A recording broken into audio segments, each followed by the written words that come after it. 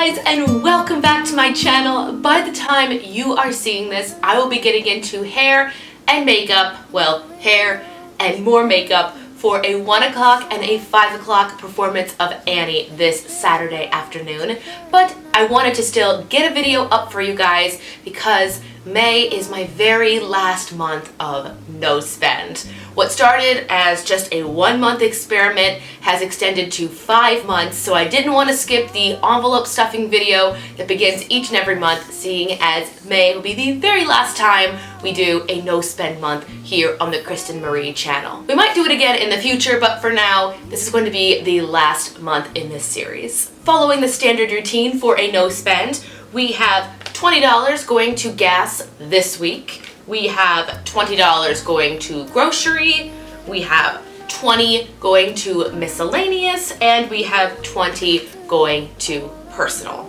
I have set aside a little bit of extra cash because in the next 2 to 3 weeks, Annie will be closing, and I think as a treat to myself, I'm gonna do a self-care day here at home, facials, hair masks, but the one thing I do wanna get, I wanna get new nails. For the show, they got us these powder gel nails, which are our real nails, but they don't chip, they don't crack until you get your next manicure. I've never heard of them before, but powder gel nails have worked really well, but you cannot take these off. The salon kind of has to do a little bit more of an extensive removal of the nail polish. So I'm going to reward myself with my first ever white manicure, getting more of the powder gels. Either way, I'm going to be setting aside money for that and then doing the rest of the things at home. Again, facials, hair masks, probably a pedicure, probably listening to some meditation music, lighting a candle, drinking a coffee, all that fun stuff. And speaking of coffee, this coffee is actually homemade. I finally used my French press and my coffee grinder. I have made a big batch of cold brew, and then I went and I bought this hazelnut almond milk coffee creamer. It tastes amazing. This is actually an old Starbucks cup I used the last time I went and I got water when I was editing one day. So I just kind of kept the cup, I rinse it out, use a little dish soap, keep it clean. So in the morning, I tricked myself into thinking that I delivered myself Starbucks coffee. Win. If you're watching this the week it comes out, I am still currently on a break from making YouTube videos. I clearly woke up and filmed this one, but I haven't been like writing and scheduling and putting things together yet. I've just been taking some time to rest and recharge and reflect, and I realized I learned a lot of stuff during the No Spend series. Once again, this was only supposed to last 1 month, but as you know, if you've been on this channel for a while, some circumstances beyond my control left me to try doing no spend for a longer period than 1 month. One thing you guys have really been asking me down in the comments and in emails and on Instagram is, how are my finances?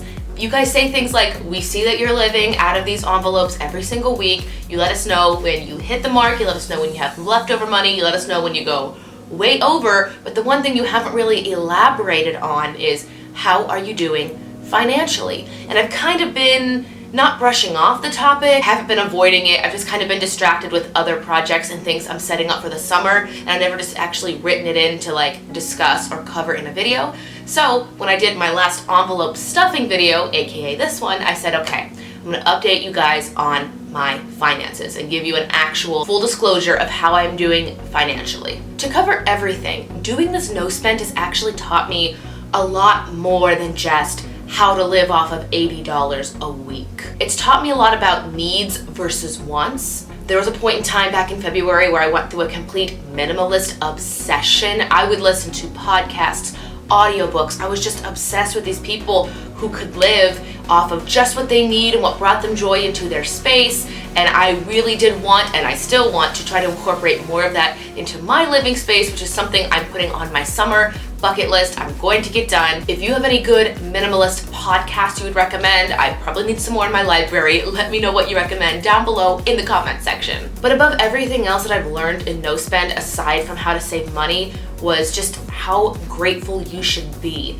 If you can live off of $80 a week or $100, whatever your situation is, and you still have a roof over your head and food on your table and, you know, the basic needs in life, you're doing really, really well. I think with social media and having this consumer-driven economy, we have been programmed to think, I'm not going to be happy until I have this much money or I have these possessions. And this no spend experience really does teach you, no, I don't need to drive the latest model car. I don't need to have the nicest clothes, the newest furniture, the biggest house. I just need what I need, and I should be happy with that, and I should be grateful for that. Anyway, personal development aside, back on the topic of my finances.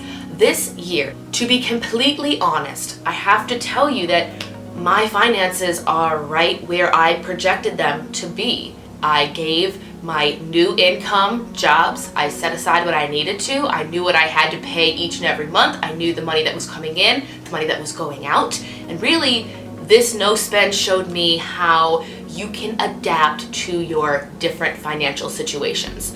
Have I saved as much as I would have had I stayed in corporate America? Absolutely not. But to be honest, I was spending a whole lot more on my credit cards when I was working in corporate America.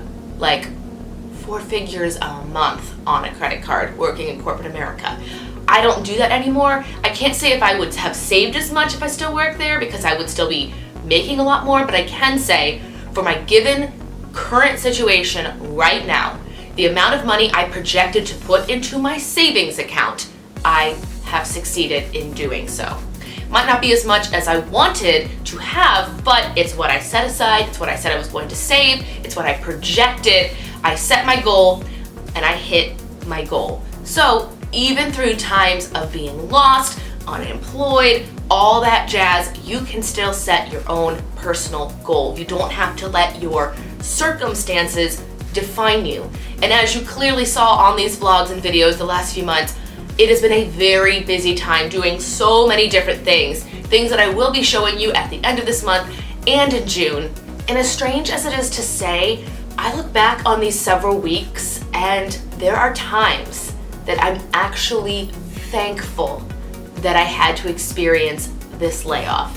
I don't know of any people that would actually say that, and I know that makes me sound crazy, but I'm actually glad that this happened to me because it taught me so many things. And again, looking back, I know that no matter where my next chapter is or when I'm going to find it, I know that I'll be prepared for whatever life situation I get myself into because of the chapters I have gone through these last several weeks. Anyway, I have my envelopes ready for my very last and final month here of no spend. Let me know down below in the comments if you have done a no spend during the 5 months I have, if you're gonna do one this summer, your experience doing one, or just what you're planning on doing during the summer months coming up. I am so excited. It is finally getting warm out here in Ohio. We've had a lot of thunderstorms, a lot of rain. I need to actually start making a fun to do weeding in my backyard. If you followed this channel last summer, my parents hated that I ever showed my backyard because I didn't know